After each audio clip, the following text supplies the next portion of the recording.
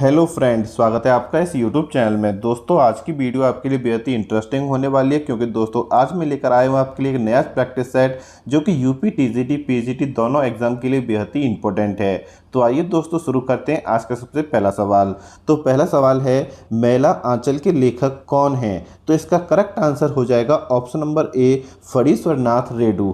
अगर दोस्तों आपको किसी भी क्वेश्चन का आंसर आता है तो आप कमेंट बॉक्स में कमेंट करें, साथ में ये बताना न भूलें कि आपने 125 में से कितने का सही जवाब दिया। हमारा अगला क्वेश्चन है, यहाँ पर दोस्तों आपको एक पंक्ति दे रखी है और उसमें पूछा है कौन सा अलंकार होगा। तो इसका करेक्ट आंसर हो जाएगा उत्प्रेक्षा अलंकार। यहाँ पर दोस्तों आप वीडियो को पॉज करके देख सकते हैं और इसका करेक्ट आंसर अपनी कॉपी में नोट कर सकते हो। हमारा अगला क्वेश्चन है, चरण कमल बंदो हर्राई में कौन सा अलंकार है? तो इसका करेक्ट आंसर हो जाएगा रूपक अलंकार है। बढ़ते अपने अगले सवाल की तरफ। रघुकुल रीत सदा चलाई, प्राण जाए पर बचन न जाई। दोस्तों चौथे क्वेश्चन में आपसे पूछा है कि इसमें किस छंद का प्रयोग हुआ है। तो इसका करेक्ट आंसर हो जाएगा ऑप्शन नंबर बी, चौपाई। ये क्या है दोस्तों? एक चौपाई है। हमारा अगला क्वेश्चन है, इनमें छायावादी कवि कौन नहीं है? तो इसका करेक्ट आंसर हो जाएगा option number D, Shiv Mangal Singh Suman. बढ़ते हैं अपने अगले सवाल की तरफ। यहाँ पर दे रखा है दोस्तों, कुर कुर स्वाहा उपन्यास के लेखक इनमें से कौन है? तो इसका करेक्ट आंसर हो जाएगा ऑप्शन नंबर डी, मनोहर श्याम जोशी। हमारा अगला क्वेश्चन है, आवारा मसीहा के लेखक हैं? तो इसका आंसर हो जाएगा विष्णु प्रभाकर। यहाँ पर दोस्तों आप लोग सोच रहे होंगे मैं आपको काफ़ी स्पीड से क्यों करा रहा हूँ। आप यहाँ पर क्वेश्चन को पॉज करके, वीडियो को पॉज करके क्वेश्चन का आंसर दे सकते हैं। मैं यहाँ पर दोस्तों कोशिश ये कर रहा हूँ कि आपकी जो वीडियो की लेंथ है वो कम से कम रहे, जिससे कि दोस्तों आपको कम समय में ज़्यादा नॉलेज मिल सके। हमारा अगला क्वेश्चन है जो कि 8वां क्वेश्चन है, कामयानी में कुल कितने सर्ग हैं? तो इसका करेक्ट आंसर हो जाएगा ऑप्शन नंबर डी, 15 सर्ग हैं। अगर दोस्तों किसी भी क्वेश्चन का आंसर आपको गलत लगता है तो आप कमेंट बॉक्स में कमेंट करें, मैं उसको संशोधित कर दूंगा। हमारा अगला क्वेश्चन है, इनमें से किसने सर्वाधिक ऐतिहासिक नाटक लिखे हैं? तो इसका करेक्ट आंसर हो जाएगा option number B, Jaishankar Prasad. हमारा अगला क्वेश्चन है, इनमें से किस नाटक में नारी के पुनर्जन्म की समस्या उठाई गई है? तो इसका करेक्ट आंसर हो जाएगा ऑप्शन नंबर बी। हमारा 11वां क्वेश्चन है, रत्नाकर कृत उद्धव शतक किस भाषा में लिखा गया ग्रंथ है? तो इसका आंसर हो जाएगा ब्रज भाषा। बढ़ते हैं अपने अगले सवाल की तरफ। सन 1975 के बाद की कविता को इनमें से क्या नाम दिया गया है? तो इसका आंसर हो जाएगा समकालीन कविता। हमारा अगला क्वेश्चन है, राग दरबारी नामक उपन्यास के लेखक कौन हैं? तो इसका आंसर हो जाएगा option number D, Shri Lal शुक्ल। बढ़ते हैं अपने अगले सवाल की तरफ। सचेतन कहानी का प्रवर्तक इनमें से कौन है? तो इसका आंसर हो जाएगा option number B, Mahip Singh. Mahip Singh ने दोस्तों सचेतन कहानी का प्रवर्तन किया था। हमारा अगला क्वेश्चन है जो कि 15वां क्वेश्चन है, इनमें से कौन सी कृति अज्ञा की है? तो इसका आंसर हो जाएगा ऑप्शन नंबर सी, हरी घास पर चढ़वर। हरी घास पर चढ़वर किसकी कृति है? अज्ञा की कृति है। हमारा अगला क्वेश्चन है, बालकृष्ण शर्मा नवीन कृत काव्य इनमें से कौन है? तो इसका आंसर हो जाएगा हम बिस्पाई जन्म के। बढ़ते हैं अपने अगले सवाल की तरफ। 8वां सर्ग किस विधा की पुस्तक है? दोस्तों इस क्वेश्चन का आपको कमेंट बॉक्स में कमेंट करना है और उम्मीद करता हूं दोस्तों कि जितने भी स्टूडेंट इस वीडियो को देख रहे हैं वो सभी इसको कमेंट जरूर करेंगे। हमारा अगला क्वेश्चन है, इनमें से कौन सा जोड़ा सही है? तो इसका आंसर हो जाएगा ऑप्शन नंबर ए, चिंतामणि काव्य प्रकाश। चिंतामणि दोस्तों किसकी रचना है? काव्य प्रकाश की रचना है। बढ़ते हैं अपने अगले सवाल की तरफ। ये दोस्तों बहुत ही अच्छा क्वेश्चन है। यहाँ पर दोस्तों आपको एक पंक्ति दे रखी है और पूछा है कि इसमें कौन सा रस होगा। तो दोस्तों इसका करेक्ट आंसर हो जाएगा ऑप्शन नंबर बी, वात्सल्य रस। बढ़ते हैं अपने अगले सवाल की तरफ। निस्दिन बरसत नैन हमारे, सदा रहत पावस ऋतु हम पर, जब से श्याम सिधारे। उपयुक्त पंक्ति में कौन सा रस है? तो दोस्तों इसका करेक्ट आंसर हो जाएगा वियोग श्रृंगार रस। बढ़ते हैं अपने अगले सवाल की तरफ जो कि आपका 21वां क्वेश्चन है, इनमें से किस बोली का बिहारी हिंदी से संबंध नहीं है? तो इसका करेक्ट आंसर हो जाएगा ऑप्शन नंबर ए, अवधी। हमारा अगला क्वेश्चन है, मगही किस देश की बोली है? तो इसका आंसर हो जाएगा बिहार। बढ़ते हैं अपने अगले सवाल की तरफ, जो कि आपका 23वां क्वेश्चन है। सिंधी भाषा का विकास अपभ्रंश की किस बोली से माना जाता है? तो इसका आंसर हो जाएगा ऑप्शन नंबर ए। दोस्तों, मैं आपसे बार बार कहता हूं कि अगर बाई चांस किसी भी क्वेश्चन का आंसर मैंने गलत बता दिया है तो आप कमेंट करके मुझे ज़रूर बताएं, जिससे कि दोस्तों मैं उसको संशोधित कर सकूं। हमारा 24वां क्वेश्चन है और यहाँ पर दोस्तों आपको पंक्ति दे रखी है और ये पूछा है कि ये काव्य पंक्तियाँ किस बोली में हैं? तो इसका करेक्ट आंसर हो जाएगा ऑप्शन नंबर सी, अवधी। बढ़ते हैं अपने 25वें क्वेश्चन की तरफ। इनमें से कौन सा स्वर पक्ष है? मतलब आपको यहाँ पर दोस्तों पक्ष स्वर बताना है, तो इसका करेक्ट आंसर हो जाएगा आ। हमारा अगला क्वेश्चन है, निम्नलिखित में से कौन देशे शब्द है? तो इसका आंसर हो जाएगा खिड़की। बढ़ते अपने अगले सवाल की तरफ। निम्नलिखित में से कौन तालव्य ध्वनि है? तो इसका आंसर हो जाएगा च। इस तरीके से दोस्तों मैंने अभी आपको 27 क्वेश्चंस बता दिए हैं और उम्मीद करता हूं कि आपने यहां पर लगभग 80% क्वेश्चनों का सही जवाब दिया होगा। बढ़ते हैं अपने अगले सवाल की तरफ। इनमें से कौन सी लिपि नहीं है? तो इसका आंसर हो जाएगा ऑप्शन नंबर डी, अंग्रेजी। अंग्रेजी क्या है दोस्तों? भाषा है, न कि लिपि है। हमारा अगला क्वेश्चन है, छ ध्वनि का उच्चारण स्थान है?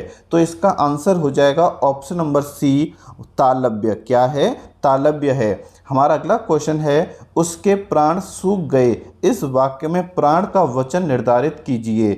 तो इसका आंसर हो जाएगा ऑप्शन नंबर बी, बहुवचन। हमारा अगला क्वेश्चन है, सज्जन का संधि विच्छेद क्या होगा?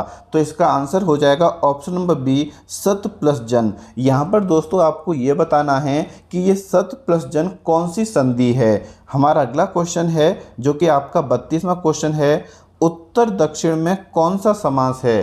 तो इसका आंसर हो जाएगा ऑप्शन नंबर बी, द्वंद्व समास है। ये दोस्तों काफ़ी इजी प्रैक्टिस सेट है। आगे आगे जैसे ही हमारा समय चलता जाएगा हम प्रैक्टिस सेट को टफ करते चले जाएंगे। तो दोस्तों 32 का आंसर क्या हो जाएगा? द्वंद्व समास।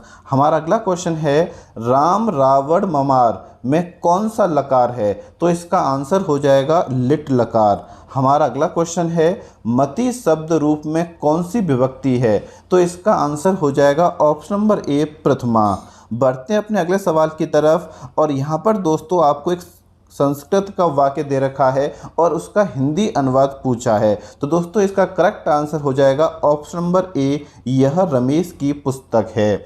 हमारा अगला क्वेश्चन है, बालिका गच्छन्ति असति का हिंदी अनुवाद क्या होगा? तो दोस्तों इसका आंसर हो जाएगा बालिका जा रही हैं। क्या हो जाएगा इसका आंसर? बालिका जा रही हैं। हमारा अगला क्वेश्चन है, जो कि आपका 37वां क्वेश्चन है, सूफी साधना के 4 पड़ावों में इनमें से कौन सा नहीं है? तो दोस्तों इसका करेक्ट आंसर हो जाएगा ऑप्शन नंबर सी, मलकत। यहाँ पर दोस्तों अगर आपने मेरी पिछली वीडियो को नहीं देखा है तो उन वीडियो को जाकर देखें, क्योंकि यहाँ पर दोस्तों मैं आपको हर चैप्टर वाइज के इंपॉर्टेंट क्वेश्चंस करा रहा हूँ, जो कि आपके यूपी टीजीटी पीजीटी एग्जाम के लिए बेहद ही इंपॉर्टेंट हैं। 38वां क्वेश्चन है, कुआनो नदी इनमें से किस कवि की कृति है? तो इसका आंसर हो जाएगा ऑप्शन नंबर ए, सर्वेश्वर दयाल सक्सेना। बढ़ते हैं अपने अगले सवाल की तरफ। नाथ संप्रदाय के प्रवर्तक इनमें से कौन थे? तो इसका आंसर हो जाएगा गोरखनाथ। हमारा अगला क्वेश्चन है, महापुराण के रचनाकार कौन हैं? तो इसका करेक्ट आंसर हो जाएगा ऑप्शन नंबर बी, पुष्पदंत। बढ़ते हैं अपने अगले सवाल की तरफ। रसमंजरी किस कवि की कृति है? तो इसका आंसर हो जाएगा ऑप्शन नंबर सी, नंददास। हमारा अगला क्वेश्चन है, ऋण मुक्त शब्द में कौन सा समास है? तो इसका आंसर हो जाएगा अपादान तत्पुरुष। कौन सा हो जाएगा? अपादान तत्पुरुष। हमारा अगला क्वेश्चन है, इनमें एक मोक्ष का पर्यायवाची शब्द है? तो इसका आंसर हो जाएगा निर्वाण। बढ़ते हैं अपने अगले सवाल की तरफ। चर्म शब्द का समभिन्नार्थक क्या है? यहाँ पर दोस्तों आपको चर्म शब्द दे रखा है और उससे पूछा है कि इसका समभिन्नार्थक क्या होगा? तो इसका करेक्ट आंसर हो जाएगा ऑप्शन नंबर ए, चरम। हमारा अगला क्वेश्चन है, खाक में मिलाना मुहावरे का सही अर्थ है? इसका आंसर हो जाएगा सी, नष्ट कर देना। क्या हो जाएगा? नष्ट कर देना। बढ़ते हैं अपने अगले सवाल की तरफ। इनमें से कौन सी कालिदास की दूसरी रचना है?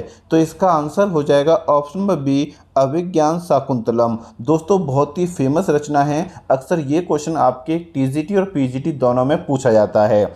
हमारा अगला क्वेश्चन है मालती माधव किसकी रचना है? तो इसका आंसर हो जाएगा ऑप्शन नंबर बी भवभूति। किसकी रचना है? भवभूति की रचना है। हमारा अगला क्वेश्चन है 10 कुमार रचित किसकी रचना है?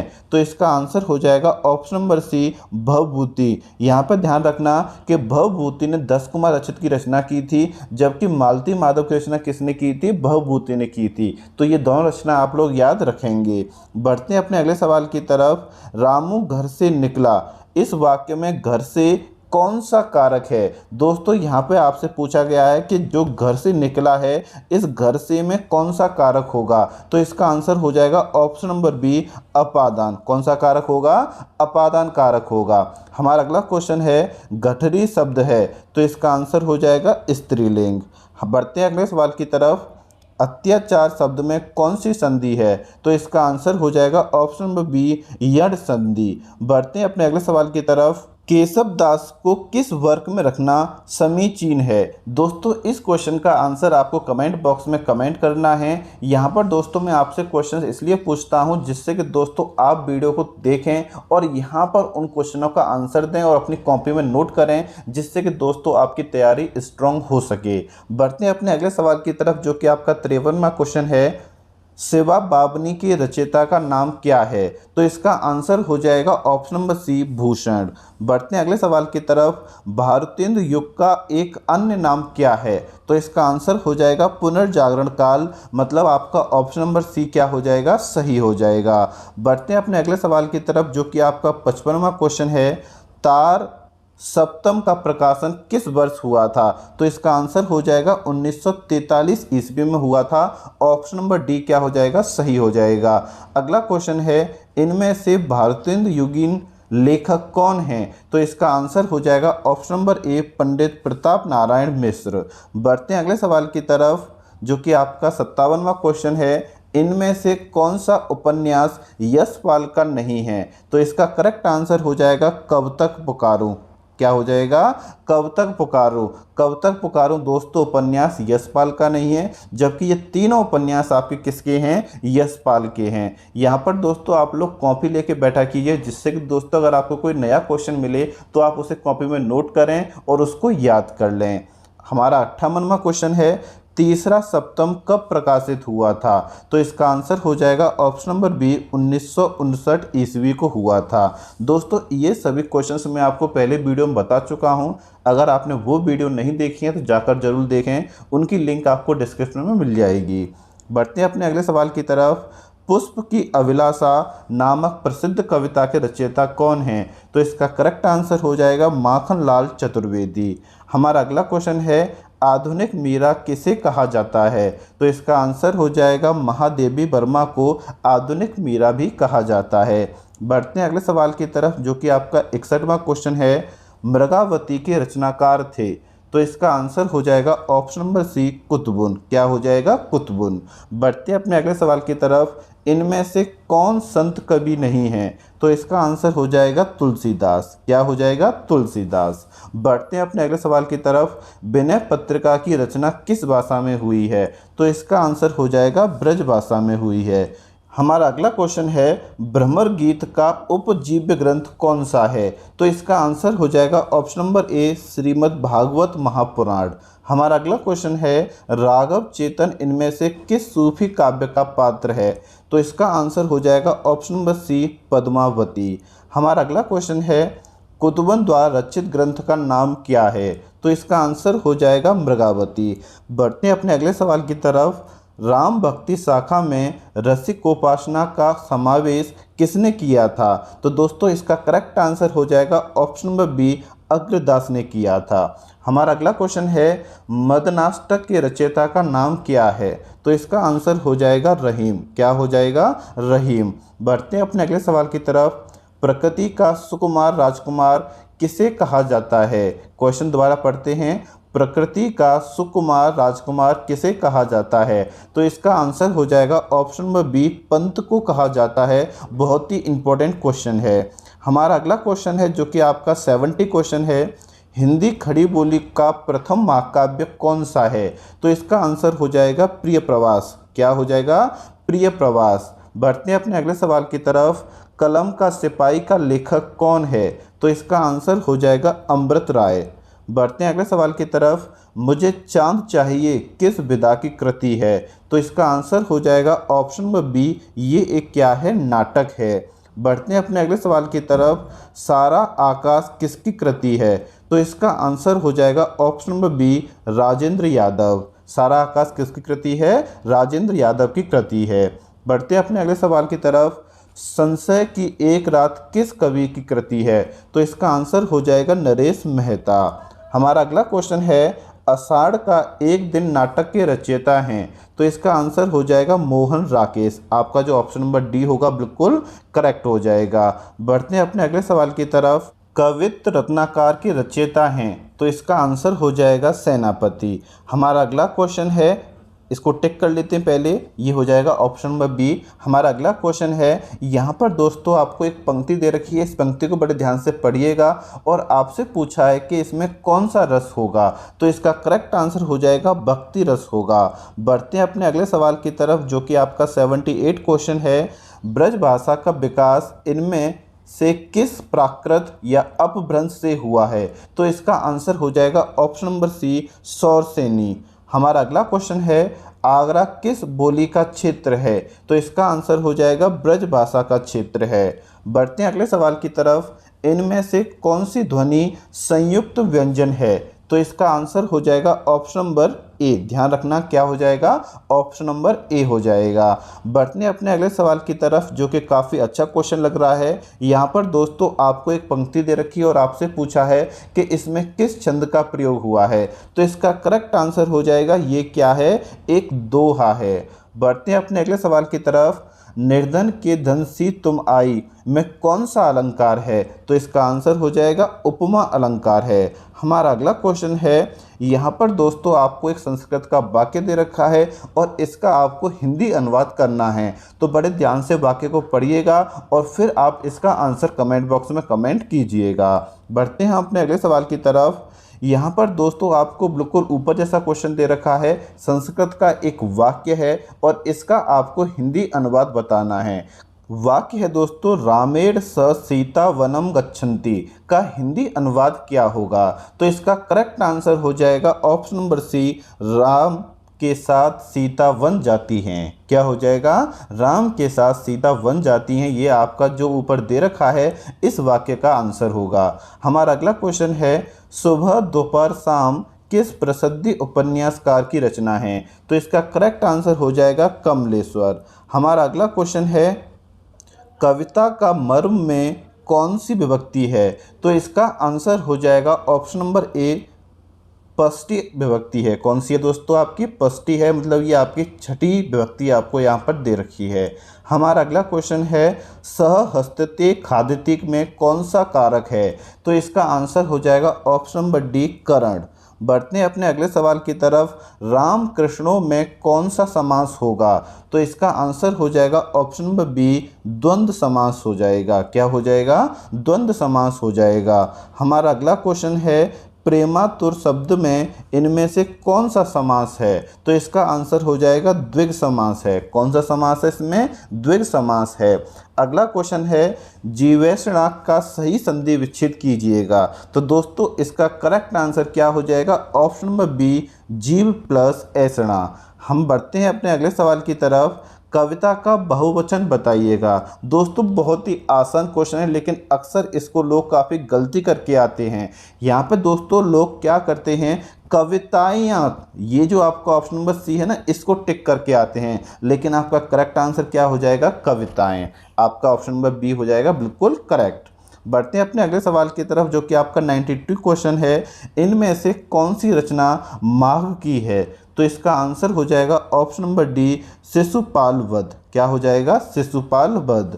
बढ़ते हैं अपने अगले सवाल की तरफ। गागर में सागर भरना मुहावरे का सही अर्थ है? तो इसका आंसर हो जाएगा ऑप्शन नंबर सी, एक तो दोस्त था ही, उस पर दूसरा दोस्त लग जाना का सही कहावत होगी। तो दोस्तों इसका आंसर हो जाएगा एक तो करेला दूजे नीम चढ़ा, ये इसका करेक्ट आंसर हो जाएगा। बढ़ते हैं अपने अगले सवाल की तरफ। जो समाचार भेजता हो उसके लिए एक शब्द क्या होगा? तो इसका करेक्ट आंसर हो जाएगा संवाददाता। क्या हो जाएगा? संवाददाता हो जाएगा। बढ़ते हैं अपने अगले सवाल की तरफ। चंद्रमुख में कौन सा समास है? तो इसका आंसर हो जाएगा ऑप्शन नंबर सी, कर्मधारय। हमारा अगला क्वेश्चन है, इनमें से कौन सा शब्द पुल्लिंग होगा? तो दोस्तों इसका आंसर आपको कमेंट बॉक्स में कमेंट करना है। दोस्तों ये सभी क्वेश्चंस जो मैं आपसे पूछ रहा हूं, इनके जवाब मैं आपको अगले वीडियो में दे दूंगा। जैसे हम वीडियो को स्टार्ट करेंगे आपको इन सभी क्वेश्चंस के आंसर सबसे पहले दिए जाएंगे। बढ़ते हैं अपने अगले सवाल की तरफ। हर्ष शब्द का विलोम शब्द क्या होगा? तो इसका आंसर हो जाएगा विषाद। हमारा अगला क्वेश्चन है, मैं आदर सहित नमस्कार करता हूँ, वाक्य का शुद्ध रूप क्या होगा? दोस्तों यहाँ पर आपसे एक वाक्य दे रखा है, मैं आदर सहित नमस्कार करता हूँ, और पूछा है आपसे कि इसका शुद्ध रूप क्या होगा, ये आपको बताना है। तो इसका करेक्ट आंसर हो जाएगा ऑप्शन नंबर डी, मैं सादर नमस्कार करता हूँ। हमारा अगला क्वेश्चन है, अशोक ने पत्र पढ़ा, इस वाक्य में कौन सा कारक है? तो इसका आंसर हो जाएगा कर्ता। क्या हो जाएगा? कर्ता। बढ़ते हैं अपने अगले सवाल की तरफ, जो कि आपका 101वां क्वेश्चन है और काफ़ी इंपॉर्टेंट क्वेश्चन है। हिंदी को राजभाषा के रूप में संवैधानिक मान्यता कब मिली थी? तो इसका आंसर हो जाएगा 14 अक्टूबर 1949 ईस्वी को संवैधानिक मान्यता इसको मिली थी। बढ़ते हैं अपने अगले सवाल की तरफ। निम्नलिखित में से कौन महाप्राण ध्वनि नहीं है? तो इसका आंसर हो जाएगा ऑप्शन नंबर सी, ज। हमारा अगला क्वेश्चन है, निम्नलिखित में से नीलकंठ कौन सा शब्द है? तो इसका आंसर हो जाएगा ऑप्शन नंबर सी, योग रूढ़ शब्द है। बढ़ते हैं अपने अगले सवाल की तरफ। मुंडा भाषा परिवार का क्षेत्र कौन सा है? तो इसका आंसर हो जाएगा ऑप्शन नंबर डी, छोटा नागपुर। हमारा अगला क्वेश्चन है, यहाँ पर दोस्तों आपको एक पंक्ति दे रखी है और इसमें आपसे पूछा है कि कौन सा रस होगा? तो इसका करेक्ट आंसर हो जाएगा रौद्र रस होगा। कौन सा रस होगा? रौद्र रस होगा। हमारा अगला क्वेश्चन है, और यहाँ पर भी आपको दोस्तों एक पंक्ति दे रखी है और यहाँ पर आपसे पूछा है कि इसमें कौन सा छंद होगा? तो इसका करेक्ट आंसर हो जाएगा उल्लाला। क्या हो जाएगा? उल्लाला छंद होगा। बढ़ते हैं अपने अगले सवाल की तरफ, जो कि आपका 107वां क्वेश्चन है। इनमें से कौन सा युग्म अघोष ध्वनि है? तो इसका करेक्ट आंसर हो जाएगा ऑप्शन नंबर सी, प और फ। हमारा अगला क्वेश्चन है, ब्राह्मण पत्र के संस्थापक संपादक का नाम क्या है? तो इसका आंसर हो जाएगा प्रताप नारायण मिश्र। बढ़ते हैं अपने अगले सवाल की तरफ। हमारा अगला क्वेश्चन है, ज्ञानदीप के रचयिता का नाम क्या है?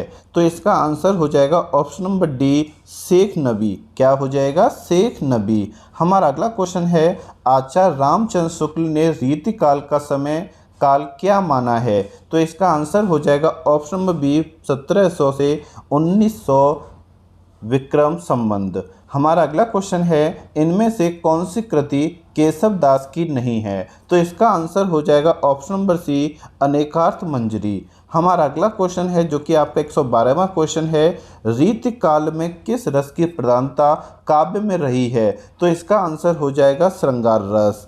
बढ़ते हैं अपने अगले सवाल की तरफ। इनमें से रीतिकाल का कौन सा कवि अपने प्रकृति चित्रण के लिए विख्यात है? तो इसका आंसर हो जाएगा सेनापति। हमारा अगला क्वेश्चन है, गौड़ीय संप्रदाय के प्रवर्तक आचार्य थे? तो इसका आंसर हो जाएगा option number C, Chaitanya Mahaprabhu.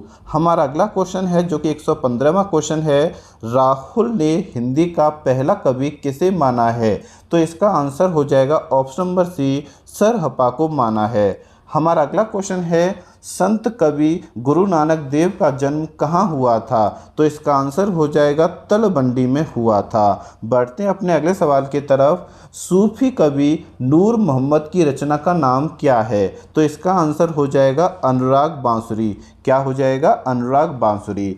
बढ़ते हैं अपने अगले सवाल की तरफ, और ये दोस्तों आपके लिए बहुत ही अलग सवाल होने वाला है। यहाँ पर आपको एक गद्यांश दे रखा है और इस गद्यांश को पढ़कर आपको यहाँ पर आंसर बताने हैं।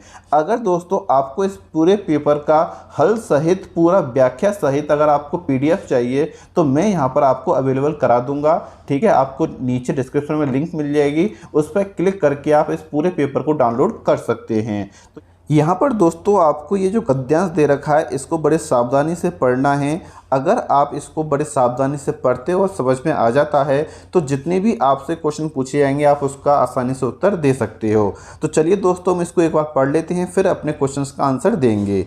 एक संस्कृत व्यक्ति किसी नई चीज़ की खोज करता है किंतु उसकी संतान को वह अपने पूर्वज से अनायास प्राप्त हो जाती है। जिस व्यक्ति की बुद्धि ने अथवा उसके विवेक ने किसी भी नए तथ्य का दर्शन किया वह व्यक्ति ही वास्तविक संस्कृति व्यक्ति है, और उसकी संतान जिसे अपने पूर्वज से वह वस्तु अनायास ही प्राप्त हो गई है वह अपने पूर्वज की भांति सभ्य भले ही बन जाएं संस्कृत नहीं कहला सकता। एक आधुनिक उदाहरण लें, न्यूटन ने गुरुत्वाकर्षण के सिद्धांत का आविष्कार किया, वह संस्कृत मानव था। आज के युग का भौतिक विज्ञान का विद्यार्थी न्यूटन के गुरुत्वाकर्षण से तो परिचित है, लेकिन उसके साथ उसे और भी अनेक बातों का ज्ञान प्राप्त है जिनसे शायद न्यूटन अपरिचित ही रहा। ऐसा होने पर भी आज हम भौतिक विज्ञान के विद्यार्थियों को न्यूटन की अपेक्षा अधिक सभ्य भले ही कह सकें पर न्यूटन जितना संस्कृत नहीं कह सकते। तो यहाँ पर दोस्तों आपको ये गद्यांश दे रखा है। अब हम इनके जो क्वेश्चंस हैं उनको एक एक करके पढ़ लेते हैं। तो सबसे पहला क्वेश्चन दे रखा है कि संस्कृत का अर्थ क्या है।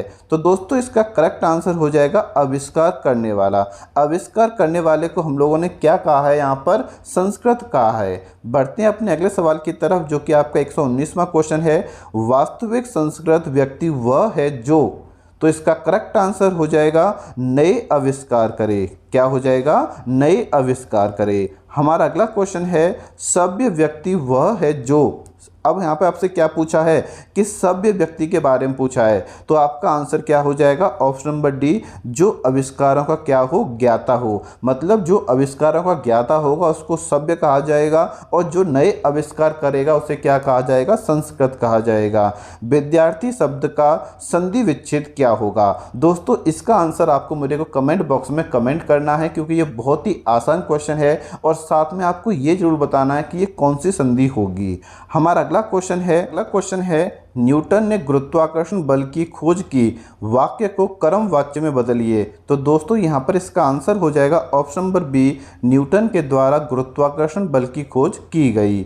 हमारा अगला क्वेश्चन है पूर्वज का विलोम शब्द क्या होगा? तो इसका आंसर हो जाएगा ऑप्शन नंबर सी, अग्रज। क्या हो जाएगा?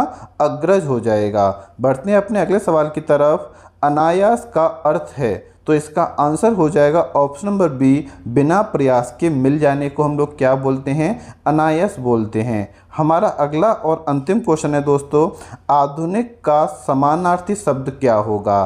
तो यहाँ पर दोस्तों इसका आंसर हो जाएगा नवीन। क्या हो जाएगा? नवीन हो जाएगा। तो आधुनिक का समानार्थी शब्द क्या है? नवीन है। दोस्तों इस तरीके से मैंने आज आपको एक नया प्रैक्टिस सॉल्व करा दिया है। अब हम दोस्तों यहाँ पर डेली आपसे मिलेंगे और आपके लिए एक नया प्रैक्टिस सेट लेकर आता रहूँगा। थैंक यू वेरी मच दोस्तों।